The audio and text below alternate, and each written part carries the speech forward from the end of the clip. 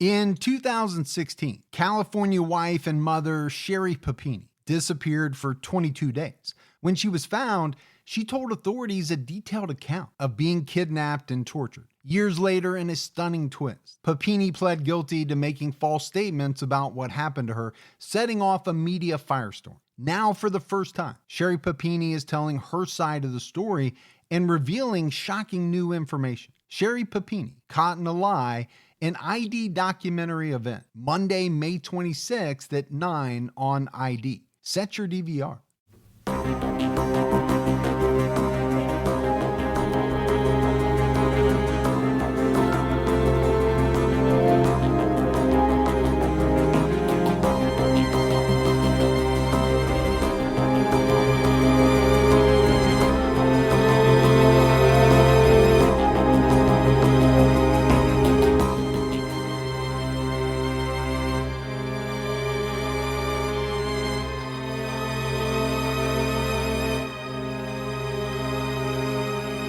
Hello, everyone, and welcome to episode 133 of the True Crime All the Time podcast.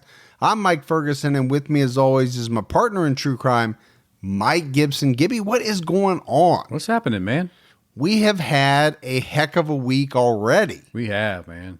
I assume that everyone listening probably saw on the news that we had a series of pretty substantial tornadoes. They were, what, F3s, E3s? Yeah. Whatever. Is it F? It would be F3. Yeah, okay. I thought it was F3. I thought it was F, and then for some reason I thought I was wrong. But yeah, touchdown north of Dayton, pretty destructive. Really destructive.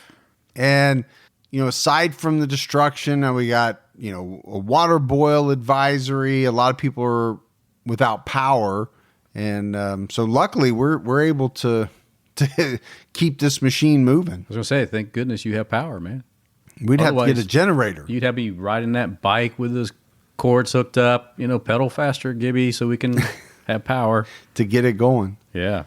So we are, Gibbs? Just we're a week away from CrimeCon and looking forward to it. I can't, I keep getting all these emails from people, messages that are going to be there. I can't wait to see, the fans. Some we've seen, probably for the third year in a row. Some it's going to be their first time, but it will be great. I'm excited, man. So your bags are packed by the door? I like to get an early start. Yeah. No doubt about that. I can see that.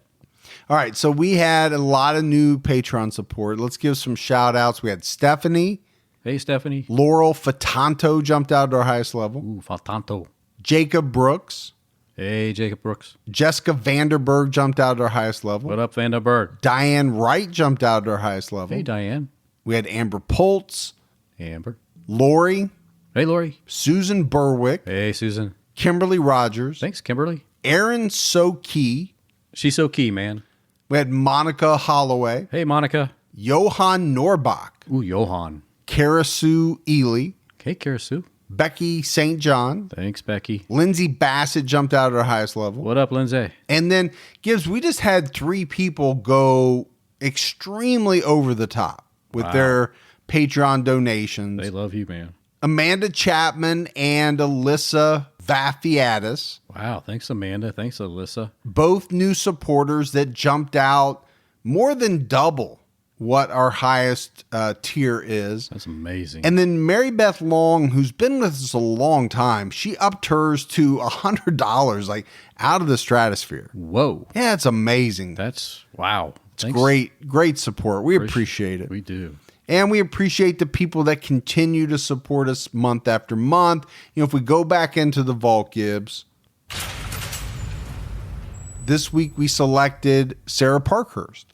We know Sarah for a long time. Yep, great supporter, loves the show, longtime supporter. So we appreciate that very much. We had some PayPal support as well. David Grossenbacher. Hey, David. Athena Raymond. Hey, Athena. Samantha Newey. Yeah, I appreciate that. Judith Tackett. Awesome. AJ Sloan. Ooh, AJ. And Jerry Overturf. Hey, Jerry. So not only some great support, but some very cool names, and that's awesome. It's amazing is what it is. All right, right now we have an episode of TCAT Unsolved out. It's on the Redhead murders of the mid 1980s. This is a good one. This is one that people should check out. A large number of women found dead. Yeah. What they have in common is some type of reddish hair. Yeah.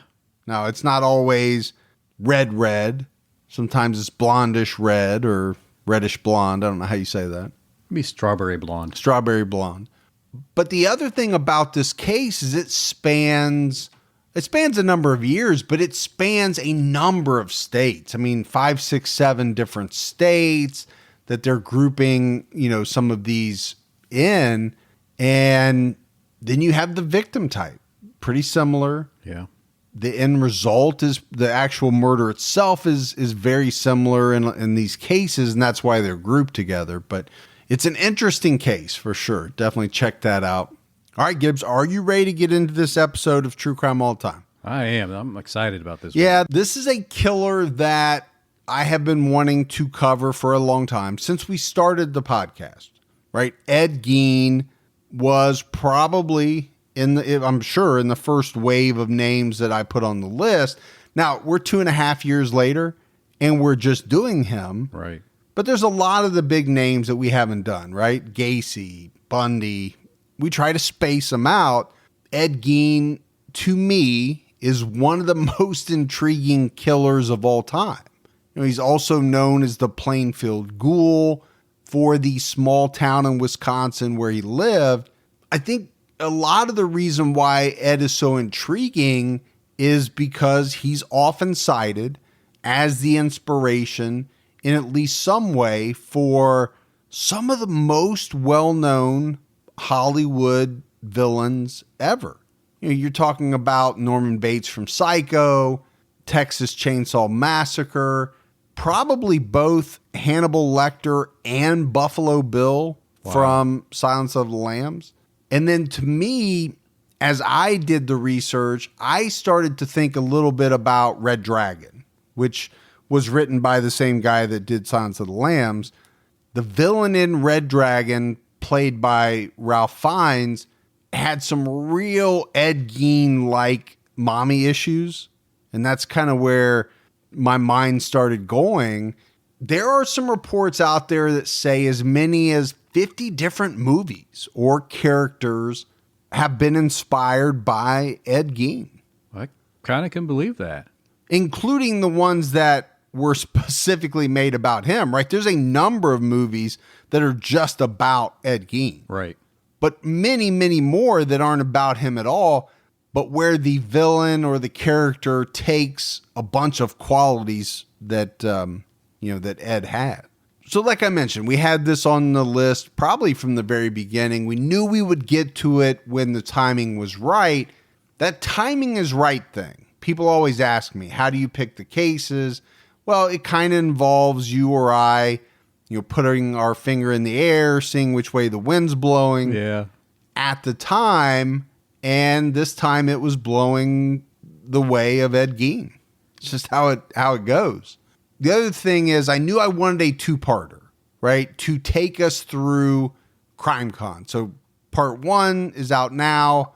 Part 2 comes out next Sunday. That's when you and I will probably be flying back from CrimeCon. True. But you add all of those things together and what you get is Ed Gein, not to mention the fact that we get a ton of emails and voicemail requests for him and have received a lot of them lately. So I say we jump right in. Let's do it. Now, before Ed Gein could become the inspiration for some of Hollywood's most famous killers, the world had to find out what he had done, right? If nobody ever knows what Ed Gein did, then who's Ed Gein? Nobody's ever heard of him. Right. And the thing with Ed, right, it's not the number of people that he murdered that has fascinated people over the years. He most likely only killed 2 people, maybe 3. And I hate to say that, right? It sounds awful to say he only killed X number because, every victim's life is precious. But I'm saying it to make a point. It's not the number of victims that has made Ed Gein so infamous. in the world of killers. It was the way that he killed. And I think even more than that, what he did with his victims' bodies that have captured so many people's imaginations over the years when it comes to Ed Gein. And then you add on top of that, it's not all about the murders, right? This guy was a body snatcher who performed acts on those that were already dead. And you know, Gibbs, to be the inspiration for some of these famous movie killers, we're going to be talking about some very strange things. Very strange things. Mommy issues. That's one of them. Probably a little bit more strange than that. Maybe a little cannibalism. And now we're getting there. Some necrophilia. Ooh, you went there, didn't you? Grave robbing. And we're definitely going to be talking about human body suits. So we're going to talk about sewing. Sewing. Okay, sewing skills. Sewing skills. Yeah. Which I know you have some, and we're going to talk about it. Oh, I can stitch, man. I know you can. Yeah. I've seen some of your work. It's top notch. It's top knot. But you know the usual, right? This is the usual type of thing.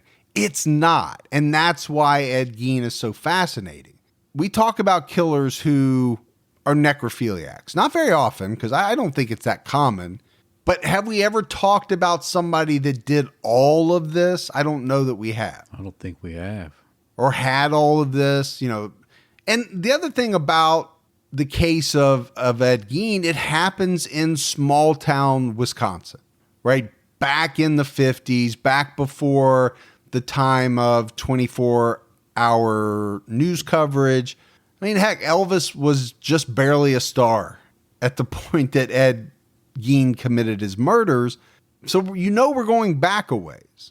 But to tell the story of Ed Gein, and like you and I enjoy doing, we have to start at the beginning. We have to talk about his childhood.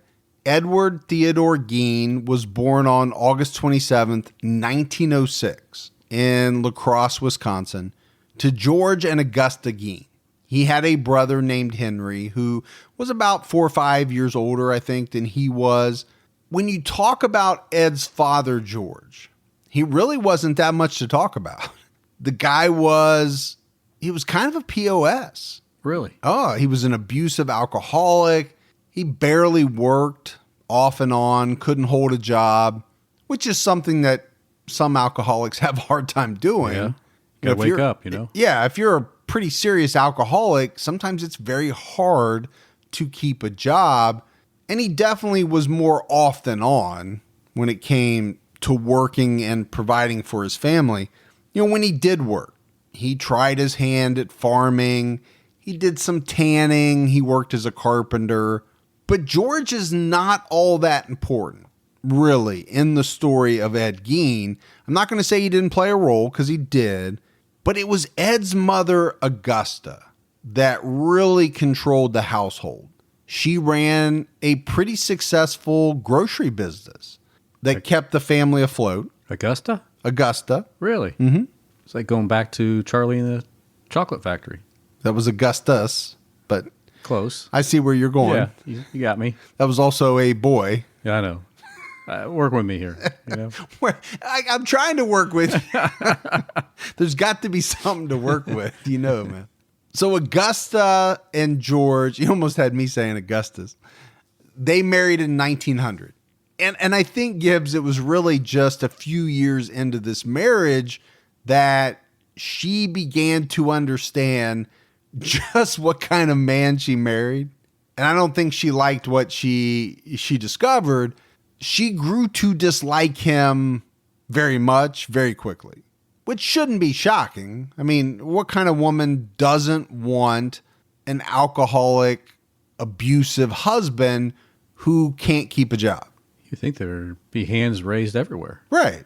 That was the early 1900s. I think today, I'm sure that type of man still exists, but he's probably not listing all of that on his Tinder profile. It probably doesn't say works occasionally, abusive alcoholic. On Tinder, do you even have a profile? Or is there just picture? I don't know. I almost got you. You almost did, see? I'm not on Tinder. But like I said, the important thing here when we're talking about Ed Gein is that Ed's mother, Augusta, she was a very dominant woman. She took control of the house. She was the head of the household. George was basically just there, although there were some reports that he beat the kids. And that's why I say he does play into Ed's childhood. Obviously, anytime you have an abusive alcoholic father, that's going to play a factor. But he provided no guidance, no parenting of any type. So a lot of people would say, why would this woman, who seems to have her you-know-what together, right? She opened up this store. It became successful. She's putting food on the table. Why would she stay married to this man that she can't stand? And the answer is Augusta is fanatically religious. I mean, unbelievably religious. And that's important, right, when it comes to this story. But it also means that she couldn't divorce George. She was staying to the end. Yes. Because of her beliefs, she was unwilling to divorce this man that I think very quickly she realized this was a mistake. I should never have married him. Right. He's useless. But if I leave him, I'm going to that bad place. Because that's what she was told all the time growing up in the church, I'm sure. And she really believed in heaven and hell. And we're going to get into, some of the sermons and the preaching and the fire and brimstone that she would lay on the kids. It's a big part of Ed's childhood. So hopefully we're painting this picture. You can imagine that this was a happy marriage. It's a great place for Ed to grow up. No, obviously it wasn't. His mother did all of the child rearing. She would let George have no part of it. Really just would not let him be involved. And I'm not sure he wanted to anyway, but in her way of raising the kids, like we said, it was all based on the Bible. She taught the brothers, her sons, from the Bible every day. And it was all about, preaching the wickedness of society, but especially, and very important, how bad some women were, right? The loose women, the immoral women. That she was very worried about these women as it came to her two sons. And I believe, Gibbs, that she preached on it every day. You're going to hell if you do this. And like I said, she is a huge part of the Ed Gein story. She provided financially for the family with her grocery store. She ruled the family with an iron fist. She kept both Ed and Henry very close to her, constantly talking to them about, sin, constantly worried that they were going to hell. She told them that. Just drove it home. You're going to hell every time. If you do this, if you do that. And the big thing was sex. Augusta was very to the point with her sons in that sex was strictly for procreation.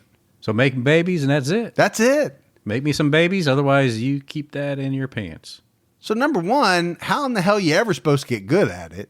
Well, if you've had no practice and get no practice. That's true. But the other thing is, really, how tough is that? You're talking about 15, 16, 17-year-old kids. The hormones are kicking in. Very tough, right? To say to a kid, don't have sex unless you're married. And even then, only have it for reasons of procreation. Yeah. But she was able to do this. And the way she did it was by putting that fear into them that if they went against her and what she was saying, they were going to hell. And so she had these fire and brimstone talks basically every day. Fire and brimstone. When Ed was 8 years old, the family bought a 195-acre farm in Plainfield, Wisconsin. That's a pretty good sized farm. It's a huge farm, man. But it also tells you, right, the father's really not doing anything for this family. it tells you how well Augusta did with this family grocery store, that she was able to save up money to buy this big farm. But what's important here is the reason why she wanted the farm. She wanted to move away from the city. And we're not talking a big city. They lived in La Crosse. I mean, it's not Milwaukee. No. But she wanted to get away from the sinners, as she called them, in the city. And she thought the farm would be the perfect place to shield the boys. That's what it's all about. I mean, Plainfield, Wisconsin had a population of less than 700 people. Pretty small. And I'm pretty sure that's why she chose it. That's almost some high school graduations. Yeah. Yeah, I think there are some big high schools that probably have that many people in their graduating class. It was said that, they didn't have a neighbor that was very close to the farm. I actually saw differing measurements on that. I saw one article that said there wasn't anybody within a mile. Another one said a quarter of a mile. But either way, there's nobody real close to the farm. So how much trouble could these boys get into? Think you're going to tell me? Well, not much. I mean, who are they going to get in trouble with besides themselves? And, they're attending the sermon every day. They got to worry about the brimstone and fire coming down on them. Or fire and brimstone. Or the fire and brimstone. You can say it either way. Yeah, it's reversible. Brimstone and fire. But they did have to go to school. And I'm not even sure Augusta wanted them to go to school, but they needed to go to school. And, Ed did not thrive, as a lot of the killers that we talk about do not. Right. He was not accepted by the other kids. For one thing, and you can see this in pictures of Ed Gein, he had this kind of growth on his eyelid. It hung down a little bit, and it made him look like he had a lazy eye. Like this growth right here? Yeah, just like that one. Right there? Like yours. Okay. Maybe he did have a lazy eye, but the growth for sure accentuated this. And it gave him kind of an odd look that, as we've talked about, when you're a kid, anything that doesn't look like normal Bobby Sue and Sally Joe is going to get you excluded. It will. I hate it, but, and especially back then, right? There was no anti-bullying campaigns in the 1930s. 1940s, whatever we're in. Yeah, I don't think they even knew what bullying was back in the 30s and 40s. All right, Gibby, let's take a quick break to talk about our sponsor, BetterHelp. Listen, folks, if there's something that is interfering with your happiness or is preventing you from achieving your goals, BetterHelp is there for you. They will assess your needs. They will match you with your own licensed professional therapist. This process can start in under 24 hours. It's not a crisis line. It's not self-help. It's professional counseling done securely online. There is a broad range of expertise in BetterHelp's counseling network. BetterHelp is committed to facilitating great therapeutic matches, so they make it easy and free to change counselors if needed. It's more affordable than traditional offline counseling, and financial aid is available. So why not get started today? Visit BetterHelp.com/TCAT and join the over 500,000 people taking charge of their mental health with the help of an experienced professional assigned through BetterHelp. TCAT listeners get 10% off your first month. So that's at betterhelp.com/TCAT.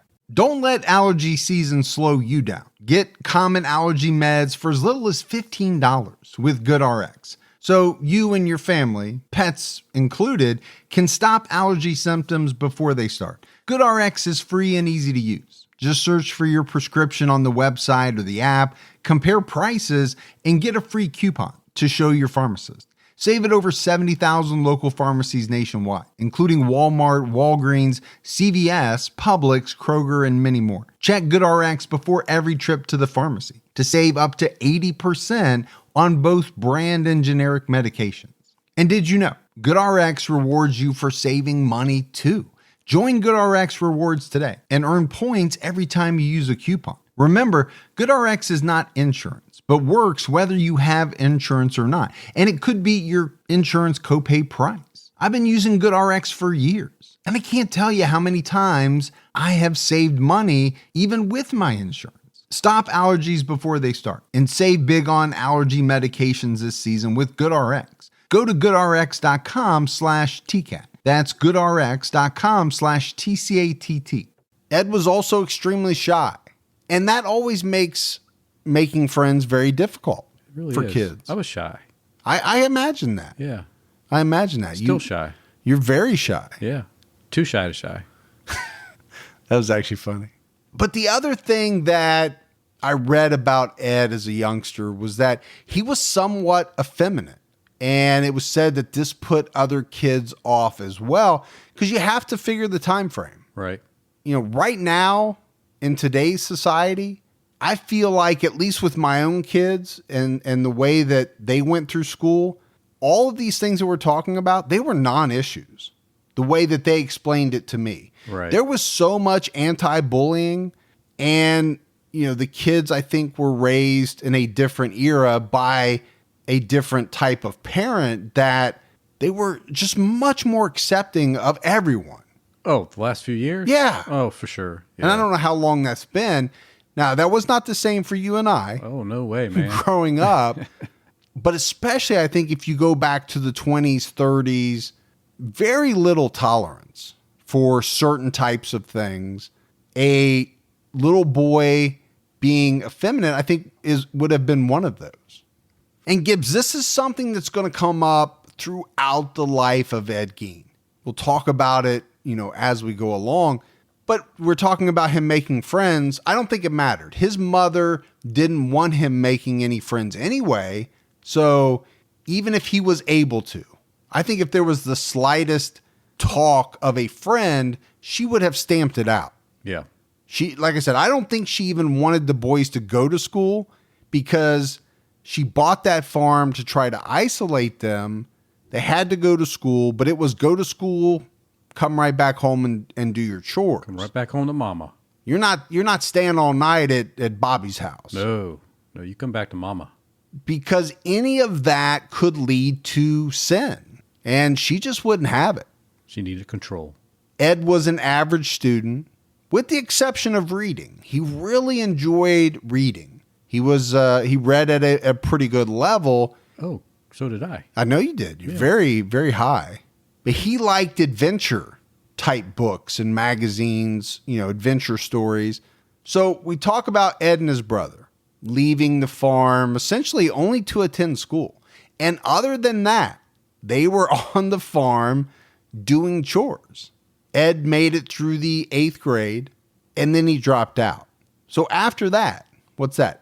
14 years old, give or take? Yeah. From that point forward, Ed Gein was on the farm and pretty much nowhere else. And I think his mom liked it that way, because there was no chance that he was going to run into a girl. Obviously, he wasn't going to have a girlfriend. He wasn't going to go on a date. He wasn't going to meet a friend that would be a bad influence on him. He would be influenced by Augusta and no one else. It was her world, and he was in it. That you were going to say, and he was just a squirrel trying to get a nut or something. But no, it was. You're right. It was her world. Yeah.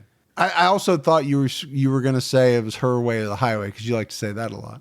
So I don't know. You think about that existence, and it sounds awful to me. And I'm not talking about farm life. Farm life can be great. I'm talking specifically about the farm life of Ed Gein. Abusive, alcoholic father, domineering mother, no friends, no love interest, really nothing but the farm and chores, and get up every day and do it all over again. Now that's a Tinder Profile right there. Wow. Now that would be farmersonly.com. Oh, yeah. There you go. Uh-huh. Farmers only. I've seen the commercials. Yeah. Get your boots out. So you have these two brothers growing up together on the farm. Like I said, essentially shielded from everyone outside the family, with the exception of school. Right. And then even then, they didn't stay all that long. As they got older, their mother became more and more fearful for them. She started to think that they were going to end up like their father, who she couldn't stand. She was on them night and day, very verbally abusive to both boys, I think, for the slightest thing. Right. In 1940, the dad, George Gein, died from pneumonia. At this point, the boys, Ed and Henry, they were in their 30s. Ed was in his mid-30s. Henry was almost 40. That pneumonia's rough, man. Back then, I think it was very rough. I thought it was rough when I had it back in the winter time. Oh, I mean, yeah, it's always rough. But I meant a lot of people died. More people died from it back then. I thought I was going to die. It was close. Close call. You're just wimpy. Yeah. I was still out chopping wood. Didn't stop me. Had to bring the Rex West out. So Ed and Henry, they started to go into town. They took odd jobs as handymen to earn some extra money. And it was said from a lot of the townsfolk that they knew them to be hardworking, trustworthy. They were good boys. Now they're 30, 40 years old by this point. But yeah. Most farmers, they work hard, man. Sure. It's a hard job. It's one of those jobs where you just really don't have much of a choice. It either is going to get done, Yep. and you're going to do it, or it's not, and then bad things are going to happen. Yep. Oh, it's going to be there again tomorrow for you to do twice as hard. So Yep. go ahead and get out there and do it. It's kind of hard to call off sick. It can be a very, very tough but enjoyable living for some. For some. Not for me. I don't like to get up early, for one thing. You're not a farmer. No, I'm not a farmer. Ed also earned some money babysitting, of all things. He Really? babysat some of the children in town, and apparently Ed Gein was very good with children. He was one of those type of guys. It was like the children whisperer. Yeah. I think in many ways, Gibbs, he preferred children to adults. He got along better. He related better. So not like Michael Jackson. No. Okay. No, he didn't hurt children at all. I got you. And didn't take advantage of children as far as I know. He genuinely liked them. It was just on his level. He felt comfortable. Well, and I think that was it, right? He was not the smartest guy. And I feel like he could just relate better to children. Well, sometimes you want to be the smartest one in the room. So you got to go find that room. And I'm not even sure he was. I don't know how old these kids were. That's true. But you think about that, right? And you have to wonder how many children Ed Gein babysat for. How many of these kids later learned? Obviously, after everything came out, just what type of man had taken care of them. And oh, by the way, you got to say, hey, mom and dad, you let Ed Gein babysit me multiple times. What in the heck were you guys doing? Yeah. This is why I messed up today, Mom. That's a story to tell at a dinner party years later to trump someone. There's always somebody that comes out at the dinner party and thinks they have this great story. That's when you bring out the Ed Gein. Oh, you think that's interesting? Let me tell you this story. Let me tell you about this time that Ed Gein was my babysitter. Yeah. And I beat him in a game of gin rummy because I was way smarter than he was. That one time. Wonder what they were eating at dinner when you tell that story. It'd be perfect depending on what you had for dinner. Fava beans and a nice Chianti.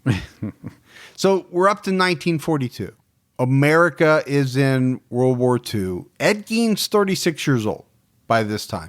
But technically, he was still draft eligible. So he had to travel to Milwaukee from Plainfield, which is about 150 miles. Gibbs, that's the farthest that Ed Gein had ever traveled in his life from home, and the farthest that he would ever travel. Really? 150 miles. Man, I used to commute that much. Right. The guy's 36 years old. He's never been 150 miles away from home. What was the first time you left home, farthest distance? The first time? Mm-hmm. I remember flying to Florida by myself when I was like 8 or 9. Really?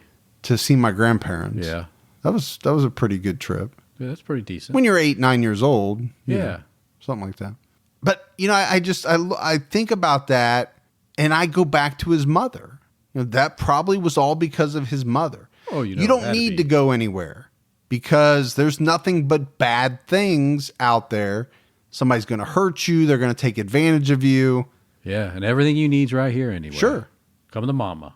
Other than to go into town to do odd jobs, you don't need to go anywhere. I'll take care of you. Nobody can take care of you like your mother. Mama gotcha.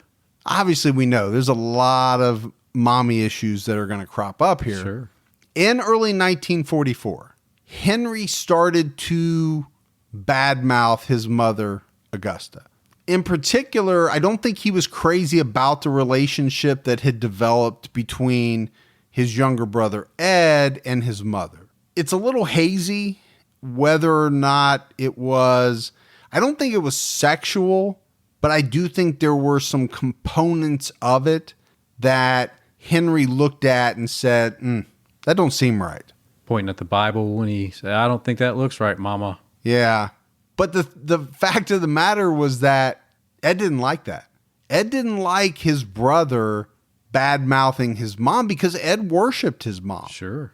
Even at that age, even through all of the things that she had said to him, the things that she did to him, he idolized her. He worshipped her. It's like, don't talk about mama. I'm rubbing her back. I'm rubbing her feet. Yeah. It's okay. Now, in March of that year, 44, Henry died while fighting a brush fire close to the family property. And this is kind of a fascinating story in and of itself. The story is that he and Ed were fighting this fire as it was coming closer to the family farm, but they lost sight of each other as they were, battling this blaze. And then all of a sudden, Ed couldn't find his brother. So he called the police. The police came out, but at one point they said Ed led them directly to Henry's body. And this has led a lot of people over the years to speculate that Ed Gein killed his brother because of the fact that he was bad-mouthing mama. Don't talk about mama. Don't you talk about my mama. Yeah, don't do it. Now, it didn't help that it was reported that Henry had some bruises on him and was found on a piece of land that was left unscorched by the fire.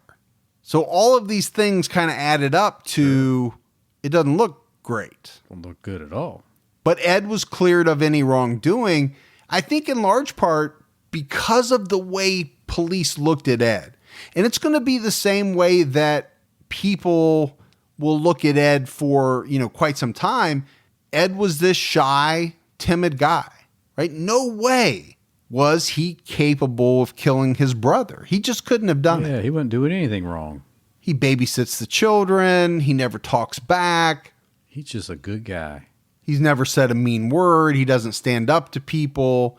You think this guy couldn't hurt a fly type of person? Right.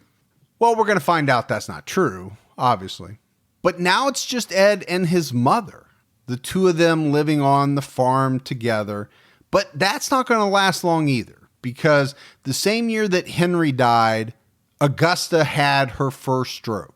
And it was in December of the next year, 1945, that she died after another stroke. I think she had a number of strokes, and this one allegedly occurred after she got into a fight with a neighbor.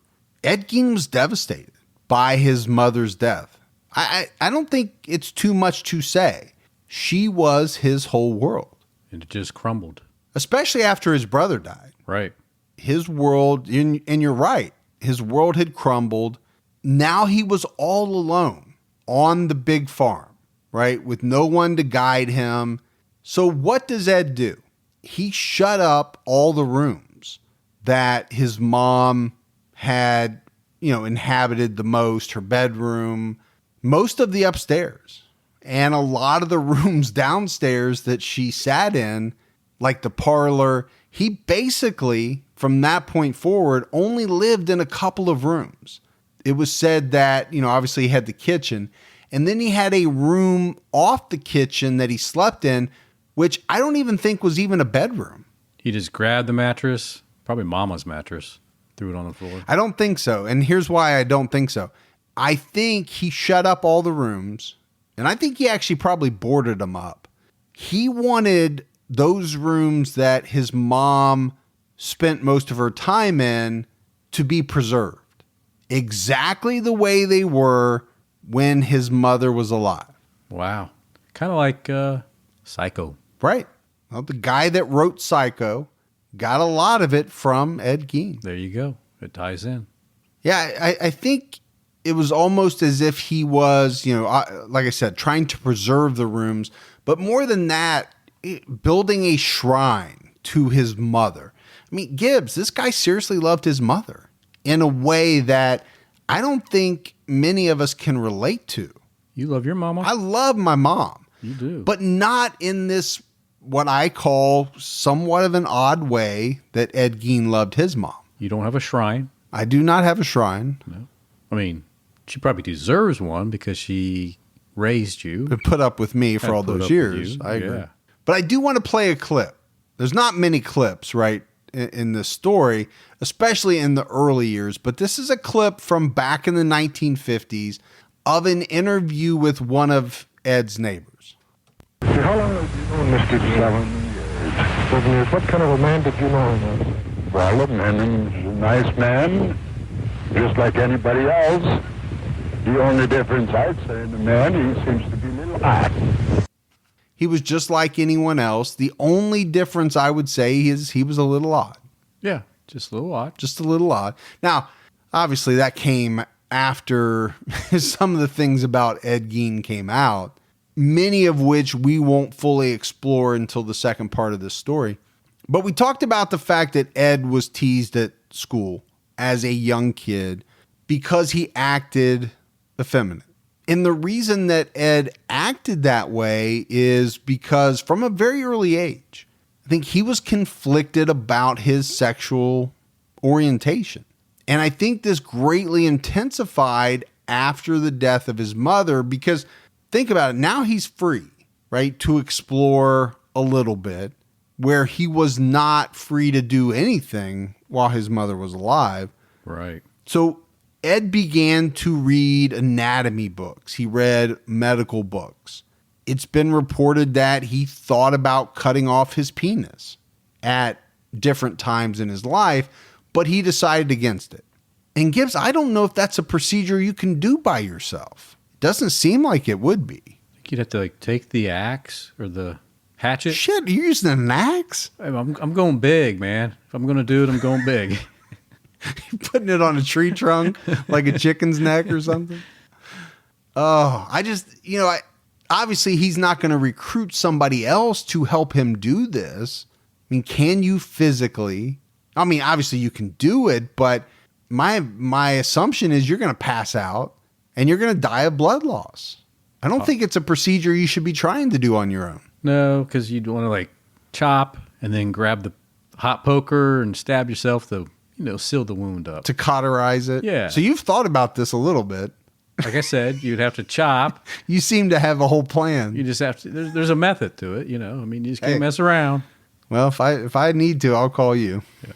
Maybe I was going to castrate somebody. I don't know. That's true. That's a good way to get out of that. But he did. He thought about cutting it off because deep down, I don't think Ed Gein felt like he was male. I think he felt more female than male. You ever feel a little on the feminine side? No, there's sometimes where I don't feel as fresh as I think I should, but no. When I have to watch some of those movies that my wife makes me watch, yeah, and I end up really liking them, and especially the ones that I just can't keep myself from crying at. Sure. Right. That's when it hits you. Yeah. Yeah. I feel like I am very in touch with my feminine side. I think you are too. I don't have a problem admitting that at all. No, you're very bold about it. My wife would say that as well. I'm very emotional. I will cry at certain movies. I think the hills are a bit much, but yeah, otherwise I gotcha. You said hills. You did. Hills? Wear a pair of heels? Like high hills? Yeah. What else are you going to call them? High heels. Or that. You're like the hills are alive the with hills the sound are alive with the sound of something. But this is important, right? In the story of Ed Gein, this conflict that he has for basically his entire life. And then came along Christine Jorgensen. Christine Jorgensen was an American trans woman born George Jorgensen, who became famous for, I think, having one of the first, if not the first, sex reassignment surgeries. This is way back in the 1950s. So went from George to Christine. So, I mean, I know it would never happen, but if you had to change you to a female name, what would it be? Michael to... I'd probably just go Michaela. That was fast. It seemed like it'd be the easiest. That was really fast. Like I had that. You had it. I had that cocked and loaded. Yeah. Too easily. Okay. Because it'd be the same spelling. You just add an A onto it. Wow, that's pretty fancy there. No. Keep it simple. How about that? You don't have to change your checkbook, right? You just add the A at the end? I just draw it in. Yeah. But think about that, right? 1950s, that time frame, that society in America, not very accepting, I wouldn't think. Oh, not at all. Of a trans woman having sex reassignment surgery, but she was a pioneer when it came to this. I don't know if I want to be the first one to get something done. To try it. I don't know if she was the first one. I think she may have been the first American. I gotcha. And I could be wrong about that, but she was definitely a pioneer in more ways than one, right? Not even if she wasn't the first. I just think having the courage to do that in 1950s America with the culture at that time, that was huge. Today, much more accepting, right? The population, our society, much more knowledgeable of those types of things. But back then, I think it was totally different. Because it wasn't like Christine could have that surgery in the United States. Just nobody did that. No. She had to go all the way to Denmark and Sweden to have some of these procedures done. But really the key here is that Christine's story was very well publicized. And Ed Gein was able to read about her in many magazine and newspaper articles. It is thought that her story really kind of helped fuel his thinking. So inspired Or really made him start to think that he really was a female. Yeah. Trapped in a man's body. At the very least, he wanted to experience in whatever way he could what it was like to be a female. Right. You know, once the temps start rising, I realized I was back in the same worn out rotation. Same tank, same shorts, same everything. So I gave my daily uniform an upgrade with Quince. Their pieces are easy, elevated, and somehow make me feel more put together without even trying. Like they're 100% European linen shorts and dresses from $30. Luxe swimwear, Italian leather platform sandals, and so much more. The best part, everything with Quince is priced 50 to 80% less than what you'd find at similar brands. By working directly with top artisans and cutting out the middleman, Quince gives you luxury without the markup. And Quince only works with factories that use safe, ethical, and responsible manufacturing practices and premium fabrics and finishes. I'm getting ready to stock up on shorts for summer from Quince, and I know they're going to be amazing because everything I've ordered has been of the highest quality, and the prices are amazing. Treat your closet to a little summer glow up with Quince. Go to quince.com/TCAT for free shipping on your order and 365-day returns. That's QUINCE.com/TCATT to get free shipping and 365-day returns. Quince.com/TCAT. You know, my wife and I do a lot of shopping online, and we always use Rakuten. Rakuten is the smartest way to save money when you shop because you earn cash back at over 3,500 stores. We're talking fashion, beauty, electronics, home essentials, travel, dining, concert tickets, and more. Your favorite stores like Macy's, Nike, Sephora, Dyson, and Lowe's. And that's just to name a few. pay Rakuten to send them shoppers. And Rakuten then passes on a part of that payment to its members as cashback. Cashback is deposited directly into your PayPal account, or Rakuten can send you a check. You can even maximize your savings by stacking cash back on top of other deals, like store sales and coupons. You're already shopping at your favorite stores. Why not save while you're doing it? It really is a no-brainer. Membership is free and it's easy to sign up. Get the Rakuten app now and join the 17 million members who are already saving. Cashback rates change daily. See Rakuten.com for details. That's Rakuten. Your cash back really adds up. Now, obviously, Ed didn't have the money to fly across the world to have the surgery that Christine had, not to mention his longest trip from home was 150 miles. Right. I don't think he's boarding a plane to go to Denmark. Not a world traveler. So Ed had to come up with some other way to experience what it was like to be female. And what Ed Gein came up with would shock people around the world. So we're talking more than just the old tuck. Oh, yeah. Well, he might have done that too, but this is not, I'm going to dress up in women's clothes, maybe go out late at night, experience what it's like. That's going to be my experience of what it's like to be female. No, that's not Ed Gein. His solution was to become a grave robber. And obviously he's going to go further than that. But later, Ed said that, he was visiting the cemetery where his mother was buried all the time. Because, he's got to go see mommy.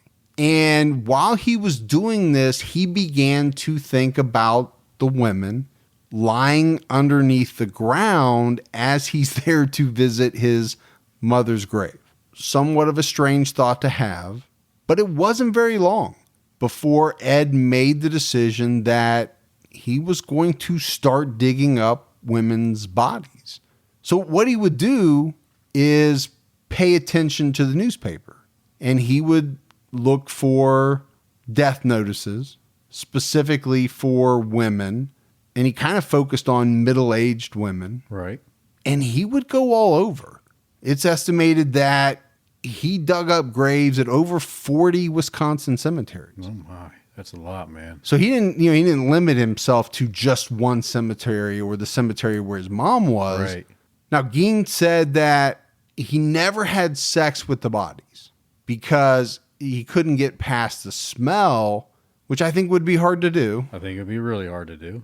However, he did admit to masturbating to the bodies. So no doubt that there was some sort of sexual component there as well. Sure. Jacked up. Oh, very jacked up.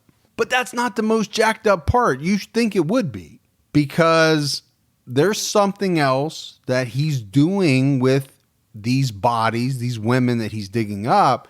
First and foremost, he's making skin suits. Not like a good skin suit. To wear around the house. Yeah. I like to wear shorts and a t-shirt. Some people want to wear a skin suit. I wear my chaps. You wear chaps. This is obviously where the comparison to the Buffalo Bill character Right. from Silence of the Lambs comes in. There are reports that Gein would wear the suits, and I believe he had more than one, for different occasions. Oh. He would dance around the house. I think he would dance outside under the moonlight in his women suits. Gotcha. But again, this is Ed's attempt, according to him, right, to feel more feminine. And he took parts from all these different women, sewed them up into his suits that he could wear.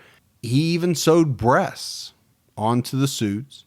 And he would make them in a way, the suits, in a way that he could tighten them up, much like maybe a corset. Right. So I'm picturing on the sides, he would have strings Right.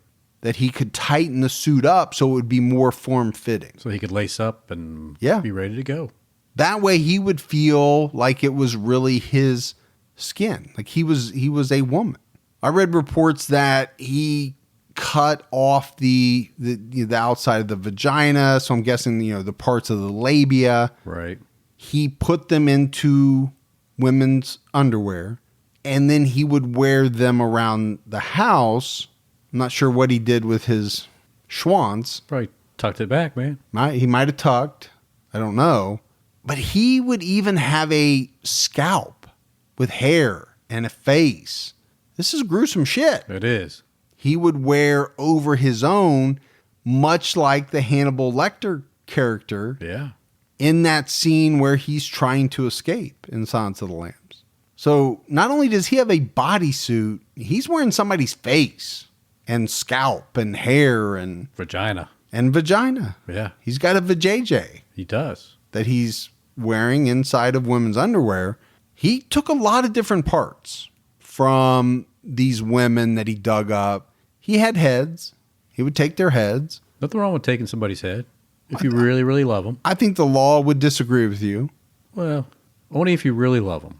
Then you can take their head. I don't think he loved any of these women. I don't think he knew any of these women. I don't think he did either. But obviously he took a lot of different parts of the skin. He had to, right, to make these suits. But he took internal organs as well. And he had all of this stuff at his house. I mean, we're talking heads and intestines and hearts and different skin suits. Sounds like that Picton guy. Keeping heads. Yeah. Taking them into the shower with him. Well, that was, pretty sick what Picton did. Well, sure. Yeah. There is a story that on more than one occasion, some boys came over to the house. I think one of the boys was a kid that Ed used to babysit, and they saw heads. And I think they described them as like shrunken heads. And I think Ed told them they were like, shrunken heads, like you would get from Brazil or... Yeah, for some country where they shrink heads or... They don't really shrink heads, but you know what I'm saying. Right, gotcha. I think you used to be able to buy those real back in the day. But these kids went home and told their parents, hey, Ed Gein's got some heads in his house. And again, they kind of laughed it off. Right? Oh, it's just, it's old Ed Gein. I'm sure he bought some fake treasure hunter shrunken heads and he's messing with you. Just good old Ed having fun. Ed would never, actually have a real head. Again, I don't think people in town thought for a minute that Ed Gein could be responsible for any of the things that would ultimately come out. Now, I think a lot of people thought he was odd, a little strange, but not dangerous to the point that we're going to talk about. Right. But I do want to go back to Ed Gein's mommy issues for a minute, because we talked about the fact that he targeted women who had recently died and had been buried. But what we haven't talked about is the fact that he tried to find specifically women that resembled his mother. I mentioned middle-aged women, but he also tried to pick out middle-aged women that were a little heavier. Okay. In some of the articles, it was the word plump was used because I think he was trying to find somebody that closely resembled his mother. And of course, if you're making a suit, you need to try to stay with the same body type. Right. Or your suit's not going to work at all. Not going to fit. It's not going to fit right. No. I know that's how you would do yours, right? A little bit more room. Or have done yours. Everybody in the audience is right now picturing you as the Buffalo Bill character in front of the mirror, tuck job in place. Yeah. They are.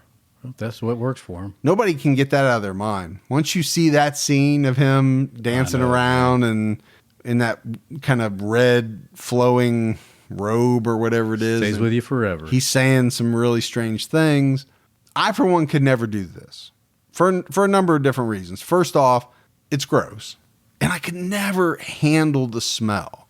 I think 99.9% of the people, even if they wanted to do this, could never do it because of the smell. The smell, and then the actual part of harvesting the skin would be rough. Yeah, for me, it'd be the smell. I'm not saying that would be fun either. And then secondly, I'm just a terrible sewer. Yeah, you don't have that type of skill set. I don't. So what I would end up with, most certainly, it would be way too small.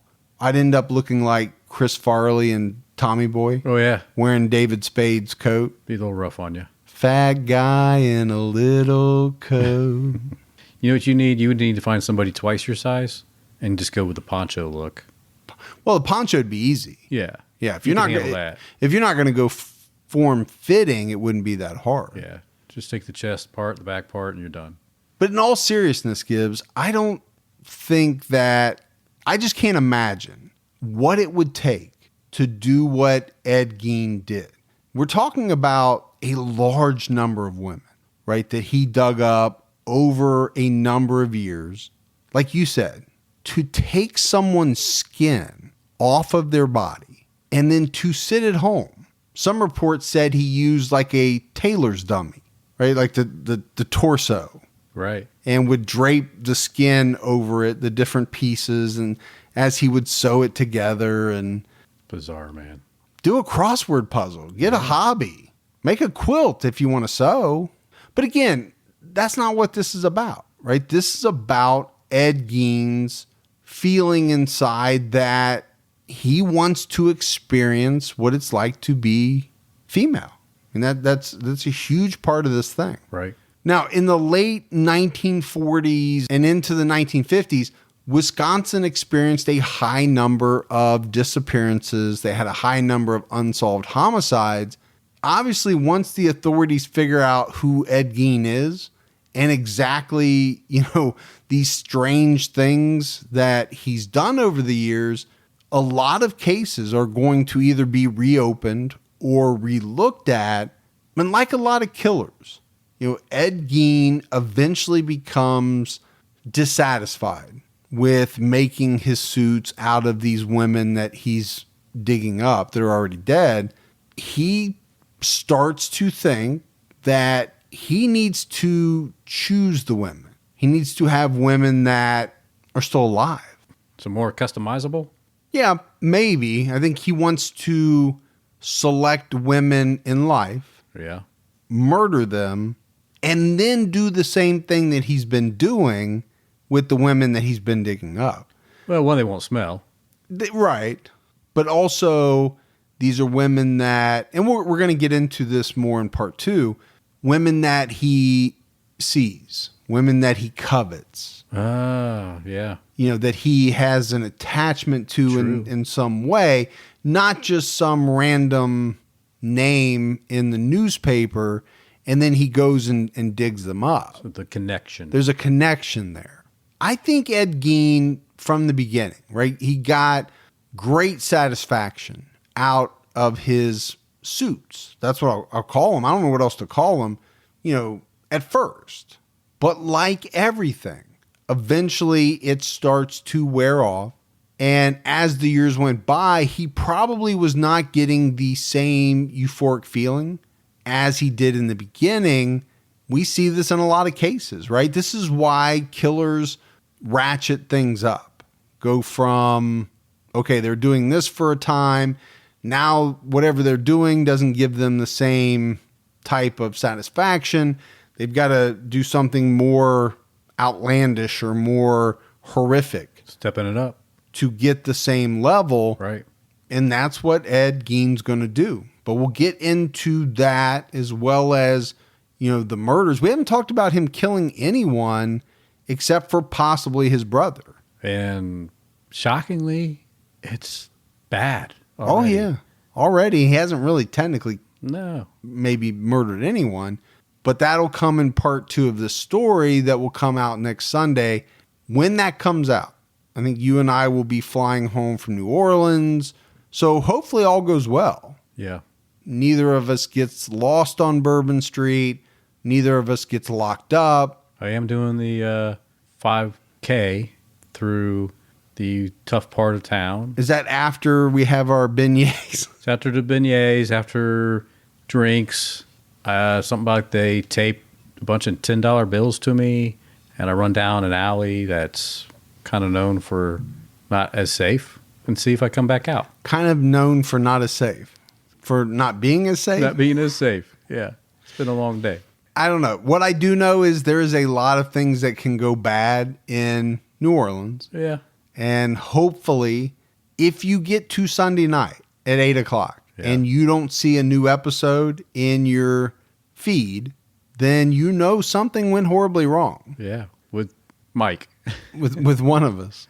I'll just take my K-bar with me. I'll be all right. No, I'm excited to be down there. No, I'm excited too. I'm excited to see some of the fans and, get to see people that we've met before, meet new people. I'm going to let loose. It's going to be a lot of fun. But that's it. That's it for the first part of Ed Gein. A lot more to come. So when we come back in part next 2. week, should everybody have their skin suits on? I think to get the full effect of the episode, of the Ed Gein experience, you need a skin suit. Get a skin suit. Dude, to sit there and think about, seriously, what it would take to make a human suit. Man. You know how hard it is to dig up a body by hand? Yeah. First of all, to dig up graves. It'd be rough. I mean, he doesn't have the equipment that they use at the cemetery.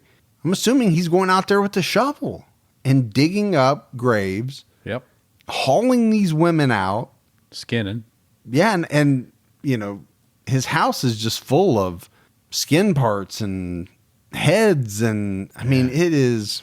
But he did have time to sit back and He had a lot of time. Let me masturbate at this gravesite before I go back home. Yeah, he had a lot of time. And the thing about Ed is nobody really, besides those couple of kids, there's nobody really coming to Ed's house. Right. There's no reason to go see Ed Gein. No. Right? He doesn't have a girlfriend. He really doesn't have any friends. Shocker. He didn't have a girlfriend. Yeah. He didn't have any friends. Nobody's going to do the pop-in. So if you know that guy right now that has never had a girlfriend and is old enough that he should have had at least one girlfriend, but still has not had one girlfriend, I wouldn't go over to his place. There might be a reason why. Well, either that or he could be still trying to figure out what his real sexual orientation is. That's Doesn't true. mean he's a murderer. Maybe he's trying to find Mrs. or Mr. Right still. We don't know. Mr. or Mrs. Right fits good skin suit person. All right, guys, we got some voicemails. You want to check those out? Yep. Hey, guys, this is Bill from Utah. Spend a lot of time listening to the podcast. Enjoy it. It kills a lot of time out here. I'm just curious. I just listened to the Utah Ogden High-Five murders. I was a teenager when that happened. It stood out. They're pretty accurate on that one. Got a couple more. Ronnie Lee Gardner, story out of Utah, executed here maybe 10 years ago. And the other one's Ron and Dan Lafferty, who killed their sister-in-law and her infant daughter way back in the 80s. One of them, I think, is on death row, and the other one's sitting in life in prison out of Utah. Anyway, keep your own time ticking. Good to hear it, man. Take care. So a couple of good suggestions. I got a kick out of that one when I first heard of Gibbs because he said, listen to the hi-fi. We did pretty good on that. That's what he said. I'm glad we did. No, he said pretty. I think we were pretty accurate. That's good. We strived to be pretty accurate. We should just be accurate. No, pretty accurate. Pretty accurate. 92%. All right. Accuracy rate. No, I just got a kick out of it. Yeah, I knew what funny. he meant. Yeah. Utah. Utes. Hey, Mike and Gibby. I was just sitting here listening to another one of your podcasts and talking about Don Knotts. I think that was Mr. Fig or something like that, the way he was a fish. Yeah, he was a fish and he had big glasses on. But anyway, I got a couple more cases that you might check out. One of them is of Nora Jackson out of Memphis. Supposedly killed her mother and served time, and then they acquitted her of the murder. And also Jesse Dodson. That's a horrible crime, and it's really, really good. Anyway, this is Robert Cobb, by the way. I've contacted you before, and anxious to hear my name on the radio. But anyway, love your show. Love you guys. Y'all are both great. Really fun to listen to and enjoyable. I listen to you all the time. But anyway, keep up the good work and keep taking on your own time, everybody. So that's Robert. Good old Robert. He emails quite a bit. Yeah. We go back and forth. You want to hear his name on the radio? Well, no, he just did. By him, he said his name on the radio. He did. Yeah. Kinda on the podcast. Yeah, well, it's close. On the air, I guess you would call it. Same, I mean, it's now, out there. He had some good suggestions. The Nora Jackson one, we've actually had a lot of requests for that. Have we? Yeah. You're going to have to look into that for unsolved. Yeah, it's on my Because list. technically, I think it would be unsolved because she was acquitted. Right. If that's the way it worked out. Hi, Mike and Gibby. This is Sherry from Northern Alberta, Canada, and I just wanted to phone and let you know that how much I love your show. I listen to quite a few criminal podcasts, and yours is my favorite by far. So thank you for all your hard work you guys put into the podcast, and I am for Gibson. Anyways, I just wanted to tell you about a fellow from Vancouver, BC, by the name of Clifford Olson. He was a serial child rapist and murderer, and in a span of 8 months, he managed to murder 11 children and teens aged 9 to 18 years. It's quite a story, and how he just manipulated the police, the media, and everything like that. It's a really interesting story. And so, yeah, thanks again, guys. And as we say in Canada, keep your stick on the ice and keep your own time ticking. Bye. Keep your stick on the ice. That's a new one. I've never heard that. Keep your stick on the ice. And keep your own time ticking. Clifford Olson is a monster. Sounded like it. Yeah, that it'd be a good episode, but it would be a very rough one. But it's one that we'll definitely look at, make sure we have on the list. Fergie, Gibson, yo, it's your boy, Yo Dirty from the Woodlands, Texas. I just want to say thank you from the bottom of my heart for everything you guys do. Thank you for all the podcasts y'all make. I've been listening since episode 2, The Iceman Killer. Just want to say thank you. I have a hour and a half drive to work and an hour and a half drive home every single day. So I'm always listening, and if it's not solved, I'm listening to Unsolved. And let me just say it's awesome, and, you know, there's nothing I would do, there's nothing I could even say that would even justify what you guys have done or, you know, everything y'all have accomplished. I'm just so happy that I get to keep listening. So keep doing y'all, keep it up, the good work, and keep your own time ticking. Actually, y'all have a great day. Thank you. Wow. Yeah, exactly. Wow, that's what I was going to say. Got to feel good about that. Yeah. Did he say his name was Yo Dirty? Something like that, or Go Dirty? I don't know. I don't either. Now, obviously, I don't think that's his real name, but... that was a so nice message. He said he had an hour and a half drive. It's pretty lengthy. Yeah. Then he said he had an hour and a half drive back, which makes sense. What would have really thrown me is if he would have said, I have an hour and a half drive to work and a 37-minute drive home. That would have thrown you off. That would have thrown me. Now, you can have that if you are driving into like a downtown area. True. And then coming back with traffic. But right. Can happen. Still would have thrown me a little bit. Yeah. All right, we had mailbag. So our good friend Lottie sent my daughter, who just graduated and had her tonsils out in the span of 4 days, a pamper basket. Really? Yeah.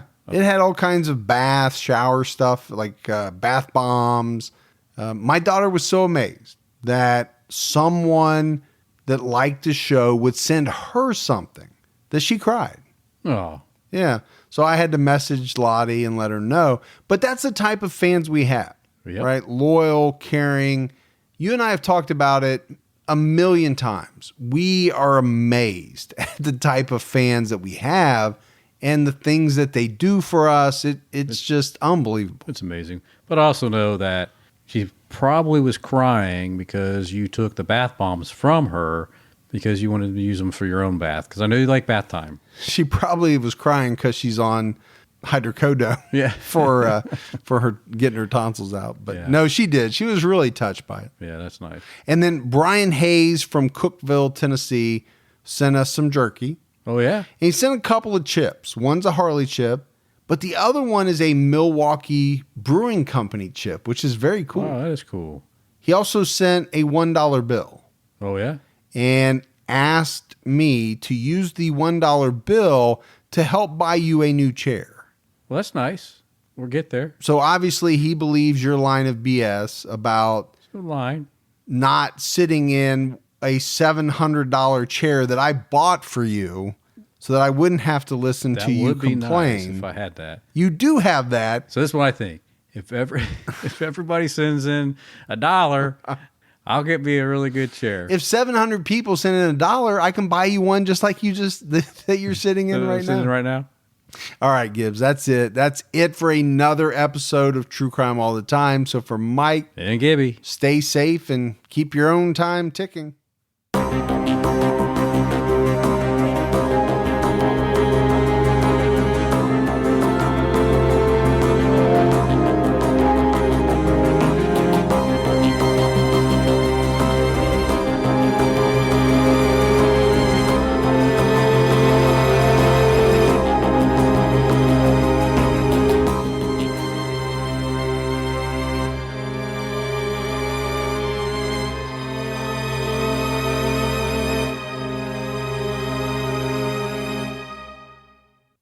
Inspired by the hit Wondery podcast Against the Odds comes the gripping guidebook, How to Survive Against the Odds, Tales and Tips for Animal Attacks and Natural Disasters. This might just be the most important book you'll ever read.